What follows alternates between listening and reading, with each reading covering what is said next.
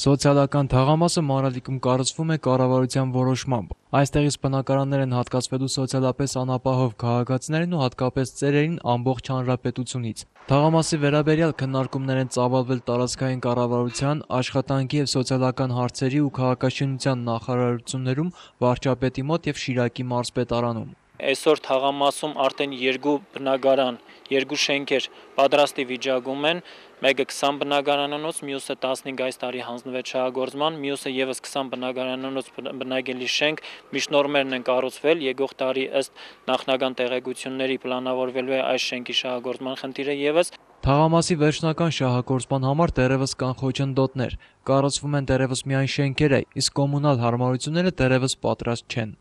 Այստեղ տեխնիկական որոշակի խնդիրներ կան, քանի որ լուծված չէ հիմնականում կոմունալ կենցաղային հարցերը,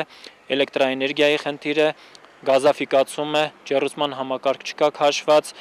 կոյուղին եւ ջրամատակարարման ցանցը դեռևս փորձարկված չեն։ Կիսակառույցների շինարարական աշխատանքներն ավարտին հասցնելու անհրաժեշտությունը մեծ է, քանի որ Մանրալիկում կա 4 աստիճանի 50 բնակարանանոց վթարային շենք, որի բնակիչներին ապահով ծածկի տակ տեղափոխելը քաղաքապետարանի գերխնդիրներից մեկն է, նշում է Արտակ Գևորգյանը, իսկ ջրամատակարարման խնդիրն առկա է ոչ միայն սոցիալական թաղամասում, այլ ամբողջ Մանրալիկում։ Գերմանական KfW բանկային ծրագրի ֆինանսավորմամբ կատարվում է ջրատար համակարգի թարմացում, որի աշխատանքներն ընթանալու են նաև 2011-ին։ Դրանից հետո քաղաքում կապահովի 24-ժամյա ջրամատակարարում։ Մանրալիկում նաև բարեկարգ չեն փողոցները։ Ասֆալտապատումը բավականին թանկ հաճույք է, իսկ համայնքի ունեցած բյուջեն հազիվ թե հերիքում է ընդամենը փոսալցում, փոսային նորոգումներ իրականացնել, պահպանել այն հին ունեցած ասֆալտածածկույթը, որը գոնե մենք փրկենք հետագա քայքայումից։ Մանրալիկում առկա խնդիրներին կառավարությունում տեղյակ են, թե 2011 թվականին պետբյուջեից որ աշխատանքները կֆինանսավորվեն, պարզ կլինի կառավարության հաստատումից հետո։